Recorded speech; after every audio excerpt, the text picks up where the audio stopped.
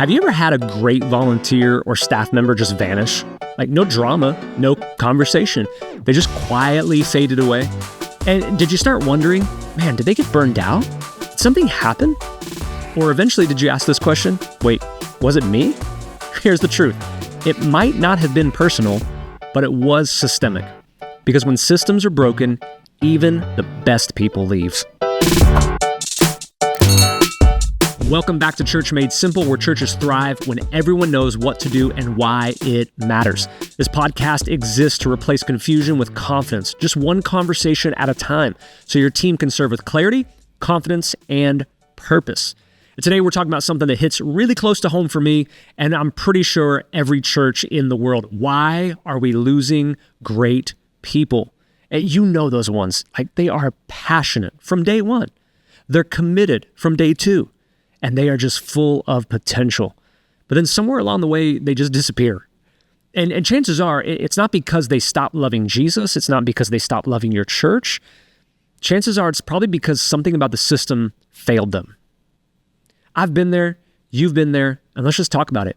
It hurts. We've had people before who, they don't just storm out of a ministry. They drift slowly. First, they're super consistent every single week, every time they're scheduled, and even when they're not, they just show up. But slowly but surely, they stop showing up consistently. At first, they are super communicative.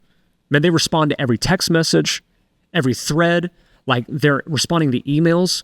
They're picking up their phone no matter what. They're reaching out to you. Like, that's how much they love to communicate. And then week after week, slowly, you get longer timetables between responses, and then before you know it, they don't respond at all.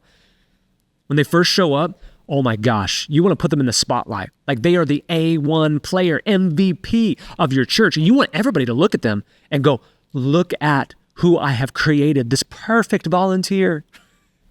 Slowly but surely, though, you start seeing them cave into the shadows, and before you know it, they're just gone. You know, the hard part about that is this happens to great people. This happens to those high capacity leaders, like those servants who love the Lord. They love the house. They're creative thinkers. They're loyal people. So why do they leave? Well, the common excuse nowadays is burnout. Well, you work them too hard. You know what I've learned? I've learned that high capacity people who love the Lord and love the Lord's house very rarely get burned out. Just from being here, just from being in church, serving once or twice a week, or even more than that, a part-time volunteer position that looks like a part-time job, 20 hours a week, they don't burn out. Because burnout is something you're lacking, but when you have a passion and a love for the Lord, you don't burn out. So why do these people go? Well, it's not the burnout, it's broken systems. Many churches have systems they think are working because people are still showing up. But eventually, you start seeing that your system is broken when no clear onboarding exists. So people join a team, they never fully understand what's expected or where to grow, and they go, I'm out. You start realizing your system is broken when there's awful communication. So the only time they actually hear from leadership is when something goes wrong. They never get encouraged. They never are told what the win is when they show up on Sunday morning. You know the system's broken because you're constantly shifting people around. People are asked to serve where there's a need, but it actually never feels stable. They never feel like they're building something. They just feel like they're band-aiding something. Here's one. You know your system's broken because there's no actual exit ramp. Like, no one knows how to step back without feeling guilty. Or they don't know how to step back without speaking up and then getting judged by the leadership. How dare you speak against the anointed ones? You know your system's broken because there's clearly undefined leadership. Nobody's responsible for shepherding your team. They just schedule them. And these issues don't show up as red flags right away. Like, they slowly chip away at trust. They slowly chip away at people's motivation. They slowly chip away at that connection that people are making with your church. Now, if you could hear the heart of the people who have just quietly walked away from your church, from my church, from friends' churches, you'd probably hear things like this. I didn't feel like I mattered. I had no idea who I was supposed to talk to when I was struggling in this season. Or, here's a big one. I just felt like I was filling a position. That's not a volunteer issue, that's a leadership issue. And if that's you, if you feel like that, if you're ready to walk back, I want to encourage you for just a second. Stick it out for a little bit. Maybe encourage someone on your team to listen to this podcast, watch it on YouTube, download the discussion guide, and maybe say, hey, could we go through this together? Because I really want to help. I love my church. The reason I say that is because just recently in the life of Revive Church, where I pastor, we had a whole thing where we shifted everything around. We got new leadership in our director roles for ministries, and one of the guys who's our production director now, it was one of our first meetings, and he had approached me before I'd actually asked him to take on this position. He said, listen, I see that our team does not have a strong leader. And that was true. There's a lot of background to that, but he said, we don't have a strong leader in place. We're just kind of floating along, and I'm willing to step up. I don't know everything about production, but I'm willing to step up. I said, okay. And so he did. He's done a great job. But one of the first meetings, a director meeting we were in, he brought up this notion. He said, I want you to know that I never really said anything because I didn't know how to say it. I love this church. I love you as my pastor, but I've just always felt like I was filling a position. I just showed up when I was scheduled, did the job, moved on. And I want you to know I don't want my team to feel like that.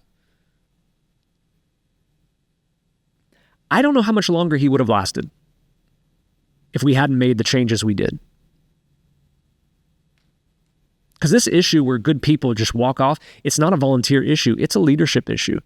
Let me say it this way, the best people in your church, they don't want to leave. But eventually, it just feels easier than staying lost and adrift. So how do we fix this? How do we stop losing great people? Well, here's some practical, simple steps you can take. First thing, sit down with your team leads and audit your systems. So look at your ministries from the perspective of a brand new volunteer. Like, would they feel welcomed? Would they feel resourced? Would they feel supported? Here's a good one for you. If you're a team lead, spend the next 6 weeks serving under someone else in their area of ministry, and then have that person serve in your area of ministry for 6 weeks as an actual volunteer and answer those questions. Am I welcomed? Am I resourced? Am I equipped? Am I supported? If you're not, you're going to know there's a problem. Second thing you can do is just create a simple pipeline. So have a clear entry point. What does our onboarding process look like? And in that onboarding process, have defined expectations. So you have to know what success looks like. What is a win? Who qualifies for this? Let me touch on this. I know people get real antsy about this. We're supposed to love everybody. You can love everybody, but not everybody needs to be on the certain team at your church. There are some people who have told us explicitly, kids are not my thing. I don't like kids. I don't want to be around kids. Now, they'll give into the next gen offering to remodel the kids ministry. They're all for that as long as they don't have to be the teachers. That's fine. Like, if there's that person, don't put them in kids. There are some people who don't need to be on your worship team, not because they're not talented, not because they can't sing, but because when they stand in the crowd, they look like this. You know who you are.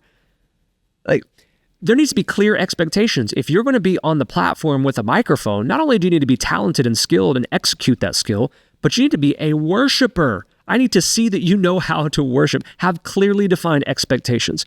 And then have healthy check-ins. This is a part of your pipeline. Have healthy check-ins, encouragement, feedback, asking them, how are you doing? Here's a big one for your pipeline. Always at the end, have what we call a graceful exit ramp. We started asking people, how long can you commit to serve?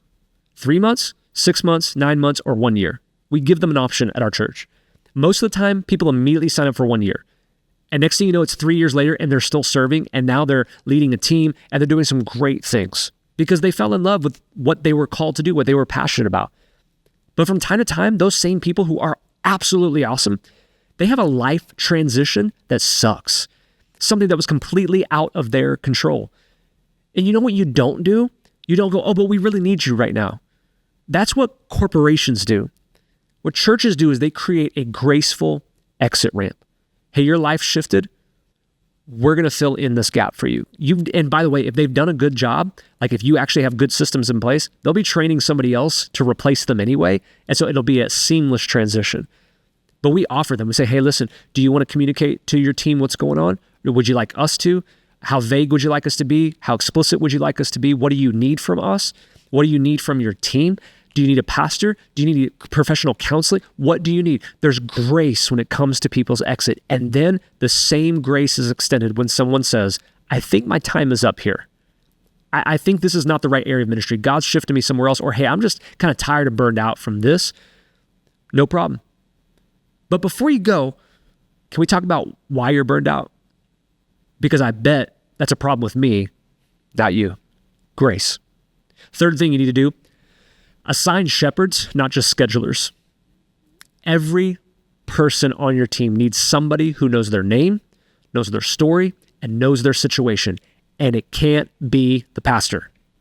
The lead pastor, your senior pastor, cannot remember everyone's name, story, and situation. Now, my team will inform me when there's something serious going on in a family in the church that I need to be involved with. They'll inform me when there's an illness. They'll inform me when there's a divorce or there's on the brink of divorce. They'll inform me when there's a death in the family. They'll inform me about those things. But I can't learn every person's name once we get past a certain threshold. I can't know, and maybe I can. Maybe I have a good memory, but I can't know everybody's story. I can't walk them through their story personally, but that's why I have to have shepherds. Your directors on your team leads, they need to be people who can shepherd, who can oversee, not just schedule people, but can actually have a personal connection with the people on their team. And lastly, prioritize that connection. Prioritize connection over contribution. Because if your people feel seen and supported, then their commitment is going to grow. So listen, if you're losing great people, stop just asking who's leaving. Start asking, why are they leaving? What is it they have left behind?